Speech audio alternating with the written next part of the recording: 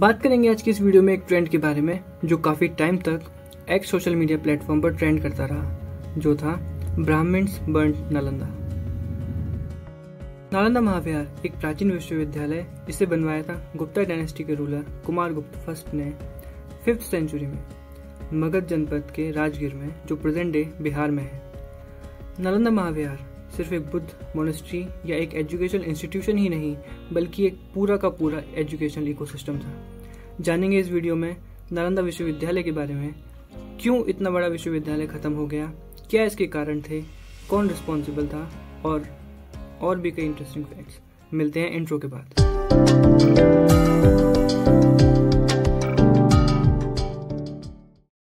जैसा कि मैंने आपको वीडियो की शुरुआत में बताया कि इसका निर्माण 5th सेंचुरी में कुमारगुप्त फर्स्ट ने कराया। इनफैक्ट गुप्तास के बाद भी कई राजाओं ने इसकी समृद्धि में अपना योगदान दिया, जिससे एक बात तो साफ है कि एंशिएंट टाइम में एजुकेशन को, इनफैक्ट क्वालिटी एजुकेशन को काफी बढ़ावा दिया जाता था। कई राजा जैसे हर्षवर्धन, पाल डायनेस्टी के कई रूलर्स और China, Sri Lanka, south east Asia के कई नेशंस ने भी इसे ग्रांट दिए। इस विश्वविद्यालय ने शिक्षा के क्षेत्र में न केवल भारत बल्कि पूरी विश्व में अपनी पहचान बनाई। यहाँ अध्ययन करने वाले विद्वानों ने अपने ज्ञान और शिक्षा को आगे बढ़ाया और विभिन्न क्षेत्रों में योगदान दिया। नालंदा विश्वविद्यालय का योगदान न केवल शिक्षा के क्षेत्र में बल्कि यह सामाजिक, सांस्कृतिक और धार्मिक दृष्टिकोण से भी अत्यंत महत्वपूर्ण था। और यार, एक अच्छे एजुकेशनल इंस्टीट्यूट की ड्यूटी भी यही होनी चाहिए, वहां से पढ़ने वाले स्टूडेंट्स न केवल शिक्षा के क्षेत्र में बल्कि सोसाइटी की ओवरऑल डेवलपमेंट में अपना योगदान दे सके। इस वीडियो को मैं 4 हिस्सों में डिवाइड करूंगा, जिसमें चैप्टर 1 में हम नालंदा विश्वविद्यालय के आर्किटेक्चरल मार्वल के बारे में बात करेंगे। चैप्टर 2 में हम जानेंगे नालंदा से जुड़े कई रोचक तथ्य। चैप्टर 3 में हम चलेंगे नालंदा विश्वविद्यालय में, जीकर देखेंगे कि नालंदा विश्वविद्यालय में एक दिन एज अ स्टूडेंट कैसा होता था। और यार, सबसे डिबेटेबल और सबसे इंटरेस्टिंग चैप्टर 4, जिसमें हम बात करेंगे नालंदा के डिस्ट्रक्शन के बारे में। बात करेंगे सबसे पहले इसकी कंस्ट्रक्शन की। आर.सी. मजूमदार, जो एक फेमस हिस्टोरियन है, अपनी book the history and culture of Indian people में लिखते हैं कि ये महाविहार 24 हेक्टेयर से भी ज्यादा एरिया में फैला हुआ था। और यही ASI यानी आर्कियोलॉजिकल सर्वे ऑफ इंडिया और यूनेस्को की फाइंडिंग्स भी बताती हैं। ये जानकर भी आपको आश्चर्य होगा कि बुद्ध इंस्टीट्यूट होने के बावजूद इसमें सिर्फ स्तूपा ही नहीं बल्कि 11 मंदिर भी थे, जो एक इंक्लूसिव एजुकेशन की ओर इशारा करता है। इसमें चैत्य, जिसका इस्तेमाल पूजा पाठ के लिए किया जाता था, 14 विहार, जिसमें शिक्षा और ध्यान के लिए एक आदर्श वातावरण तैयार किया गया था, और सबसे इंटरेस्टिंग एक लाइब्रेरी जो धर्मगंज के नाम से जानी जाती है। इसके 3 बड़े और महत्वपूर्ण हॉल्स थे, जिनका नाम रत्न रजक, रत्नदधि और रत्न सागर था। और ये तीनों हॉल्स कंसिस्ट करते थे 9 मंजिला लाइब्रेरी, जिसमें लाखों मैन्युस्क्रिप्ट्स रखे हुए थे, जो स्टडीज के लिए काफी वैल्यूएबल मटेरियल्स प्रोवाइड करते थे। इनमें बने मंदिर और विहार और चैत्य, इन सभी पर खूबसूरत नक्काशी की गई थी और पानी की आपूर्ति तालाबों और कुओं के द्वारा की जाती थी, जो कि विश्वविद्यालय के अंदर ही मौजूद थे। अब यार, बात करते हैं कुछ ऐसी चीजों के बारे में जो आपको काफी फैसिनेटिंग लग सकती है नालंदा के बारे में। नालंदा विश्वविद्यालय एक ऐसे राज्य में है जहां पेपर लीक होना एक आम बात है, पर आपको जानकर काफी आश्चर्य होगा कि नालंदा में admission on the basis of merit होता था। यस, एडमिशन के लिए स्टूडेंट्स को एक एडमिशन टेस्ट देना होता था, जो काफी रिगरस और काफी टफ होता था। और यहाँ सिर्फ टीचर्स ही नहीं, यहाँ के द्वारपाल भी स्टूडेंट्स का टेस्ट लिया करते थे। और यही कारण है कि यहाँ की फैकल्टी और स्टूडेंट्स दोनों ही काफी मशहूर हैं, जैसे कि आर्यभट्ट, हर्षवर्धन, धर्मपाल, नागार्जुन, धर्मकीर्ति, चंद्रकीर्ति और हुआनसांग। और यहाँ कई सारे स्टूडेंट्स दूसरे देशों से, जैसे China, Korea, Japan, Tibet, Mongolia और साउथ ईस्ट एशियन नेशंस से भी आकर पढ़ा करते थे। और यह डाइवर्सिटी यहाँ के स्टूडेंट्स में ही नहीं, यहाँ के सब्जेक्ट्स में भी थी। यहाँ पढ़ाए जाने वाले सब्जेक्ट्स हैं Buddhist philosophy, Vedas, Upanishad, science, maths, medicine, logics and even yoga भी। ये सब जानकारी मिलती है यहीं के एक स्टूडेंट हुआनसांग, जो कि 7th सेंचुरी में चाइना से इंडिया आया और यहाँ 5 साल उसने नालंदा में एज अ स्टूडेंट स्पेंड किए। वो अपनी book great Tang records on the western region या COG में लिखता है कि यहाँ एक टाइम पर 10,000 स्टूडेंट्स और 2,000 टीचर्स रहा करते थे। और ये जानकर भी आपको काफी हैरानी होगी कि यहाँ रहना, पढ़ना, खाना सब फ्री था। सही मायने में एक सच्चा एजुकेशन इंस्टीट्यूट। अब आओ यार, चलते हैं एक दिन बिताने नालंदा में। कभी सोचकर देखो, एक ऐसे विश्वविद्यालय में रहना जहाँ सुबह से न सिर्फ पढ़ाई बल्कि आपका ओवरऑल डेवलपमेंट शुरू हो जाता है, वहां रहना कितना फैसिनेटिंग होगा। सुबह घंटियों के बाद से उठना, मेडिटेशन के सेशंस और फिर अपनी ही फील्ड में महान प्रोफेसर से लेक्चर लेना, जहाँ education was a two way thing, which means यहाँ डिबेट या शास्त्रार्थ के थ्रू एजुकेशन दी जाती थी। और सुबह के इस रिगरस स्टडी सेशन के बाद दोपहर का टाइम होता था खाने के लिए। दोपहर खाने के लिए सब इकट्ठा होते थे, सब साथ मिलकर खाना खाते थे, which promotes sense of unity, equality. और खाना एकदम सिंपल और वेजिटेरियन। और समय के साथ साथ ये फूड हैबिट्स इवॉल्व होता गया and I think it contributed towards the evolution of Bihari cuisine. और फिर शाम का वक्त शुरू होता था मेडिटेशन सेशंस के साथ। उसके बाद सभी स्टूडेंट्स एंड टीचर डिस्कशन करते थे अपनी दिन भर की लर्निंग पर, और कभी कभी there were lectures from the visiting professors. अब बात करते हैं सबसे डिबेटेबल टॉपिक, जिस बात को लेकर एक्स सोशल मीडिया प्लेटफॉर्म पर काफी रायता फैला हुआ है। एक व्यू है लेफ्टिस्ट जो कहता है कि इसे ब्राह्मण्स ने जलाया, और एक है राइट विंग व्यू जो कहता है कि इसे खिलजी ने तबाह किया। एक इतना पुराना इवेंट जो लगभग 13th सेंचुरी में हुआ, उसके बारे में पता करना काफी चैलेंजिंग टास्क है हमारे हिस्टोरियंस के लिए। तो यार आओ इस बारे में बात करते हैं और जानते हैं इस बात में कितनी सच्चाई है, या ये सिर्फ एक डिस्टॉर्टेड फैक्ट्स और अपनी ही किसी आइडियोलॉजी को सपोर्ट करने का खेल है।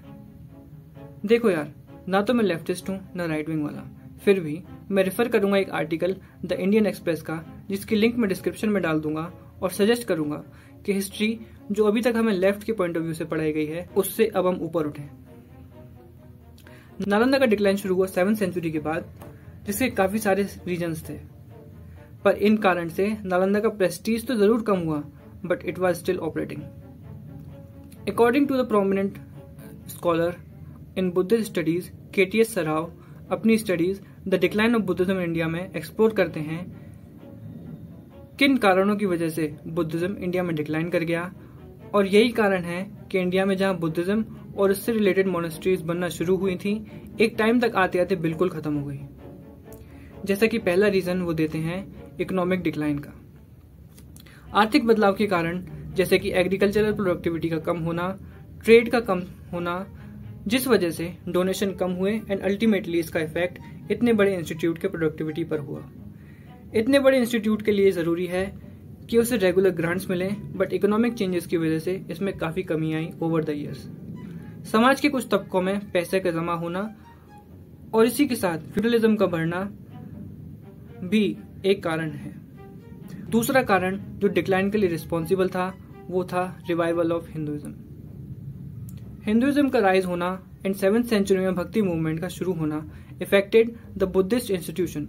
साथ ही हिंदू एजुकेशन इंस्टीट्यूट का राइज भी एक कारण था जिससे बुद्धिस्ट इन्फ्लुएंस कम हुआ। एक कारण जिसके लिए बुद्धिज्म खुद ही जिम्मेदार था, वो था बुद्धिज्म में ही इंटरनल डिवीजन, जैसे महायान, हीनयान, थेरावड और वज्रयान। इसी के साथ साथ नालंदा महाविहार ने काफी अटैक्स को भी फेस किया, जैसे मिहिरकुल की लीडरशिप में हुंस का अटैक जो कि 5th सेंचुरी में हुआ, गौड़वर्मन जो कि बंगाल से नालंदा रेड किए। पर ये सभी अटैक्स रेड्स थे जो सिर्फ आए और यहाँ की बुक्स और मैन्युस्क्रिप्ट्स लूट कर ले गए। पर सबसे खतरनाक और डिवेस्टेटिंग अटैक जिसने नालंदा को पूरी तरह से तबाह कर दिया, वो था खिलजी का अटैक। बख्तियार खिलजी एक टर्किक मिलिट्री जनरल जो कि दिल्ली सल्तनत में 12वीं और 13वीं शताब्दी में था।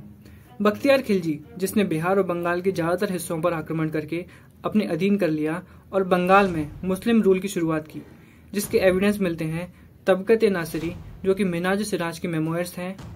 एविडेंस मिलते हैं कि खिलजी ने उदंतपुरी विश्वविद्यालय को पूरी तरह से तबाह कर दिया जो नालंदा से कुछ ही दूरी पर थी। बख्तियार खिलजी के आक्रमण ने नालंदा विश्वविद्यालय की शिक्षा प्रणाली को पूरी तरह से ध्वस्त कर दिया। विश्वविद्यालय के भवनों को नष्ट करने के साथ साथ यहाँ के आचार्यों और विद्यार्थियों को भी मार दिया गया, जिसमें हजारों हिंदू और ब्राह्मण थे। इस आक्रमण के कारण नालंदा विश्वविद्यालय का अस्तित्व समाप्त हो गया और ज्ञान का केंद्र एक खंडर में बदल गया। नालंदा विश्वविद्यालय का विनाश केवल एक शैक्षणिक संस्थान का विनाश नहीं था, बल्कि ये भारतीय संस्कृति और बौद्धिक धरोहर का भी एक बड़ा नुकसान था। नालंदा के पतन ने भारतीय शिक्षा प्रणाली को भी गहरा आघात पहुंचाया, क्योंकि यह विश्वविद्यालय भारतीय शिक्षा प्रणाली का एक महत्वपूर्ण स्तंभ था। इसके पतन से भारतीय शिक्षा प्रणाली को पुनर्गठित होने में कई सदियां लग गईं। मिनाज सिराज की मेमोइर्स से पता चलता है नालंदा की विशाल लाइब्रेरीज, जिसमें लाखों किताबें और मैन्युस्क्रिप्ट्स थे, they all were set on fire. और ऐसे ही कई एविडेंस एंड स्टोरीज सपोर्ट करते हैं कि नालंदा महीनों तक जलती रही, और यही वो इवेंट था जिसने नालंदा को पूरी तरह से तबाह कर दिया। और सिर्फ नालंदा ही नहीं, ओदंतपुरी और विक्रमशिला विश्वविद्यालय को भी तबाह कर दिया गया। और एक ऐसा ही एविडेंस मिलता है, धर्म स्वामिन, जो कि एक तिब्बतन मॉन्क था, वो अपनी बायोग्राफी उपासक में लिखते हैं कि 1234 एडी के आसपास तुरुष्क या टर्किश इन्वेजन ने विक्रमशिला यूनिवर्सिटी को कंप्लीटली डिस्ट्रॉय कर दिया। और वो ये भी लिखते हैं कि नालंदा के विहार खाली पड़े हैं आफ्टर बीइंग डिस्ट्रॉयड बाय तुरुष्क। अब चलो यार, एक बार को मान भी लें कि ब्राह्मण्स ने ही नालंदा को तबाह कर दिया, और जो एविडेंसेस मिलते हैं वो भी काफी लेट 17 एंड 18 सेंचुरी में तारानाथ की एक बुक से मिलते हैं, जिसमें वो एक स्टोरी बताते हैं जिसमें कहते हैं कि कैसे दो ब्राह्मण्स ने विश्वविद्यालय के ऊपर यज्ञ की राख फेंक दी, जिससे ये विश्वविद्यालय खत्म हो गया। अब आप खुद ही सोचो कौन सा एविडेंस ज्यादा सपोर्टिंग है, 12th एंड 13th सेंचुरी के मिनाज सिराज और धर्म स्वामिन की लिखी गई बुक्स, या 17 एंड 18 सेंचुरी में तारानाथ की बुक, जो नालंदा के तबाह होने के कई सेंचुरीज बाद लिखी गई। और इसी के साथ आता है हमारा सबसे इंपॉर्टेंट पॉइंट, जो एक बड़ा रीजन था in decline of Buddhist influence, the spread of Islam in India. Islam के भारत में आते ही इसे सबसे ज्यादा प्रभावित हुए लोअर क्लास सोसाइटी के लोग, जिन्हें इस्लाम का मैसेज काफी इगैलिटेरियन लगा, that led to reduction in Buddhist population. Demographic shift हुए ड्यू टू माइग्रेशन, और बुद्धिज्म ही नहीं, इसने हिंदुइज्म को भी काफी इफेक्ट किया। अब यार खुद सोचो, कोई भी आक्रमणकारी जो अपना स्वामित्व जमाना चाहता है एक नई जगह, वो आक्रमण करके तबाह करेगा वहां के एजुकेशन इंस्टीट्यूट्स, वहां के रिलीजियस सेंटर्स और वहां के किले, ताकि वहां के लोगों में डर और इनसिक्योरिटी की फीलिंग आ सके, ताकि लोग ये समझें कि ये जो इन्वर्टर आया है वो काफी सुपीरियर है। और इसी डर की वजह से intellectuals and researchers started to migrate towards Nepal, Tibet and Southeast Asian countries that increased the influence of Buddhism in those areas. कैसे एक रेजिडेंशियल यूनिवर्सिटी को राख में बदल दिया गया, पर क्या इसके लिए सिर्फ ब्राह्मण जिम्मेदार थे? नहीं, राइज ऑफ हिंदुइज्म डिक्लाइन का कारण हो सकता है, डिस्ट्रक्शन का नहीं। और इतनी पुराने एक इवेंट के बारे में पता लगाना, जो पहले से ही एक बहुत डिफिकल्ट टास्क है, ये कहना कि ये किसने डिस्ट्रॉय किया काफी टफ है, but supporting evidences are there कि बख्तियार खिलजी ही इसके डिस्ट्रक्शन के लिए रिस्पॉन्सिबल था। एक इतनी बड़ी यूनिवर्सिटी जो अपने प्राइम टाइम पर काफी फेमस और एक एजुकेशनल हब हुआ करती थी, उसका रिवाइवल काफी जरूरी है। 19वीं सदी में ब्रिटिश आर्कियोलॉजिस्ट ने नालंदा के अवशेषों की खोज की। आज नालंदा एक यूनेस्को विश्व धरोहर स्थल है। 2010 में नालंदा विश्वविद्यालय को फिर से स्थापित करने के लिए प्रयास किए गए। यह विश्वविद्यालय आज भी शिक्षा और अनुसंधान का एक केंद्र है, और यही इसके प्राचीन गौरव की याद दिलाता है। Recently our honourable prime minister Narendra Modi inaugurated the new building of Nalanda. अब आप इसके डिजाइन और आर्किटेक्चर को पसंद कर सकते हैं या नहीं, पर यह संस्थान सदियों तक ज्ञान और संस्कृति का केंद्र रहा है, और यही एक कदम हो सकता है इसे फिर से रिवाइव करने के लिए। आई होप आपको ये वीडियो पसंद आई होगी। आई हो तो लाइक करें, चैनल को सब्सक्राइब करें। Until next time, do remember, every event has an echo that affects the society in the shorter and longer run. आप अपने कान खुले रखें to hear that echo.